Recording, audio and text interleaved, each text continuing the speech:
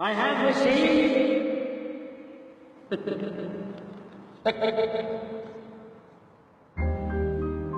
Perhaps he should change jobs. And what of my husband with a king? In the recent few years, we noticed that filmmakers, particularly cinema directors, are shifting from fiction to real-life stories.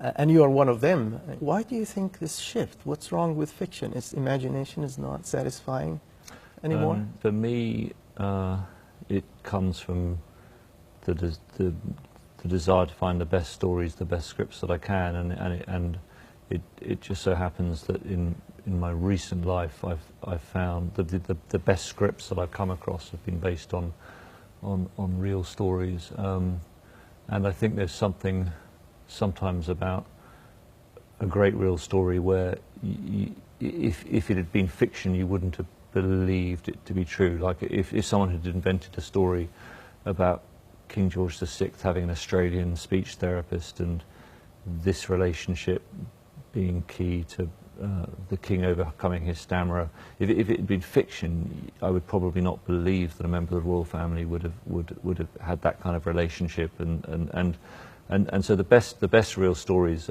are almost have aspects to them that are almost more surprising than fiction can be sometimes. So that's what's drawn me to that. Rather than telling the story of a person's life from cradle to grave, if you could pick the key phase in someone's life, you could get at the truth of that person's life possibly more efficiently than trying to do childhood, teenage years, adult life, old age, where in a film format you're very, very rushed for time. Why am I here? We've just got a small window of opportunity to open up the past before all these memories get set in stone. I think Alex is a lot more damaged than you led me to believe. I want to make another comment just to add to this question, because you once blamed the weak performance of Red Dust in the box office to the revelation about the torture in Abu Ghraib in Iraq, as if you're saying people are more gravitating now or are more captivated by real-life stories than a fiction story that you presented on the screen. I certainly feel that when Red Dust came out, it was right at the moment where we in the West were discovering that the possibility that our countries had been complicit in the use of what they call enhanced interrogation techniques, and rather than watching the film with the satisfaction of knowing that of your own country wouldn't possibly be involved in these kind of practices, suddenly it had become more complicated, and I think watching a film about some of the atrocities perpetrated under the name of apartheid, and realizing those practices were not only had not ceased, they were possibly being condoned by Western governments, I think gave it quite a different context from what I was expecting. The first time we met, she propositioned me. She seemed so sure. I was sure. I still am. Could you help me with something? You will not tell anyone about this. Well, hello there. We're going to call you Lily. I'll move to the Danish Girl. There was a lot has been said about you casting Eddie Redmayne in a transgender role, and you spoke against the discrimination towards transgenders in Hollywood. Do you think that the casting in any role should take in consideration the sexuality or the race or the beliefs of that character? I would hope we're moving towards a position where we can be more and more free on casting. I think that would be fantastic. I think in this particular case of the Danish Girl,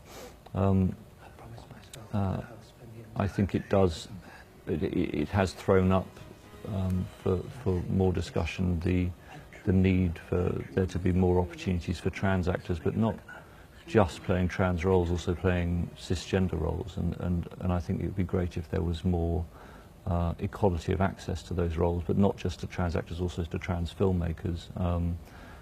So I think that kind of equality you're talking about is great, as long as it's equality for everyone, you know, trans and cis, or you know, or whatever people's ethnic background, or whatever people's socio-economic background, because storytelling has such power in our culture.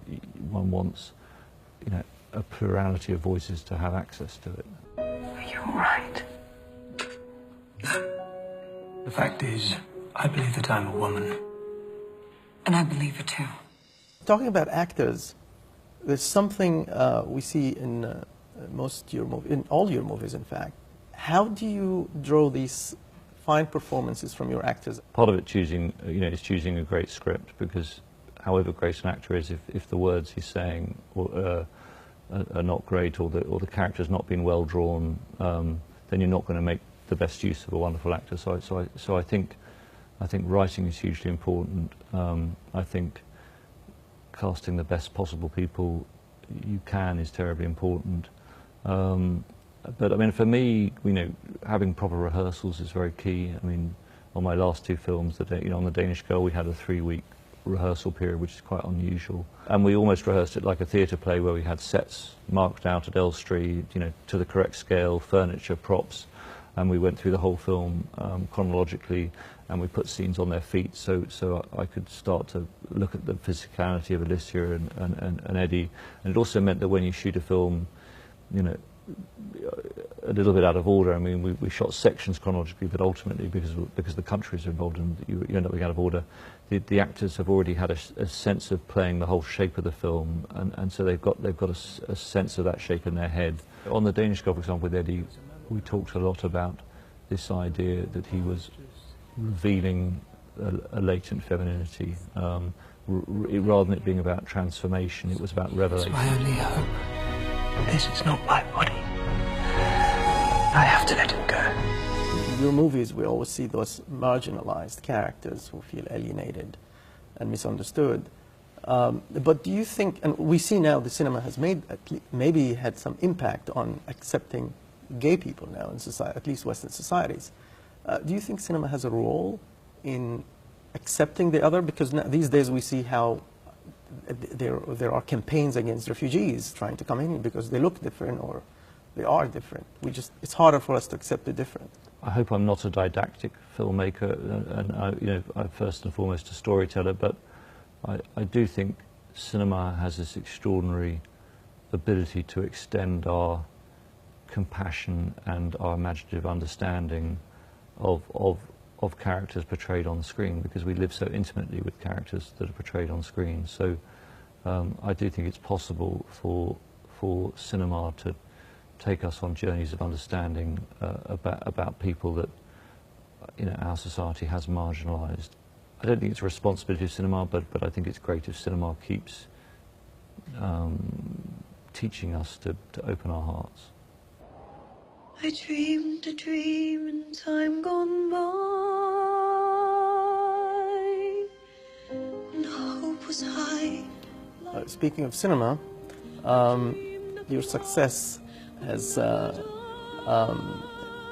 got Hollywood to call you and ask you to do their big blockbusters, and you passed on something really big, Iron Man 3, and instead you went for Les Mis. Why? What's wrong with Iron Man 3? I love the Iron Man films, and I think Marvel and Kevin Feige, Marvel has done an extraordinary job. You know, it's about falling in love, and I can't start on what is at least a 2-year journey. I mean, The Danish Girl has been a 7-year journey to make a film, unless I really fall in love with a story. And Les Miserables was a story I fell in love with and felt incredibly privileged to get the chance to do, and to work on, you know, alongside Claude Michel and Alain and Cameron, you know, to make the film with the creators of the original music. From what it seems. there was something in the moment when I was choosing it where, you know, with the Arab Spring and the sense of sort of fermenting revolution suddenly taking hold again, and with Occupy Wall Street, there was something about looking at revolution that I felt connected to the images that I was seeing in the newspaper every day. And sometimes it's about picking those stories from the past that have a very present connection with what's happening in the world, and I felt that with Les Mis, and I feel that with Danish Girl. You know, TV has been almost the spring that produced every successful British director, but that's not the case in America. They used to look down on TV, and they went straight into film. And now TV is flourishing in America. And I don't see you making TV these days. How do you see TV evolving these days, and relative or next to cinema? Yeah, I think it's been very exciting what's happened to television, because you're right, when I first started in TV, there was a definite snobbery about television, you know, compared to film directing.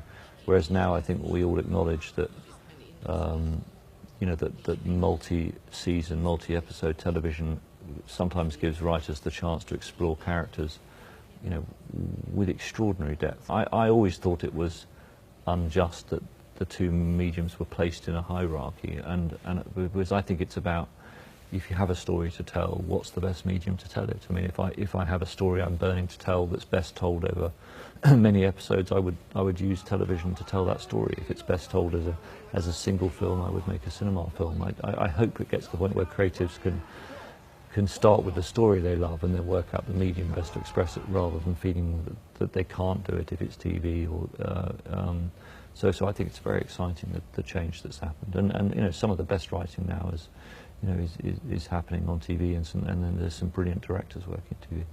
Tom, thank you very much. Thank you very much. Thanks, Sam.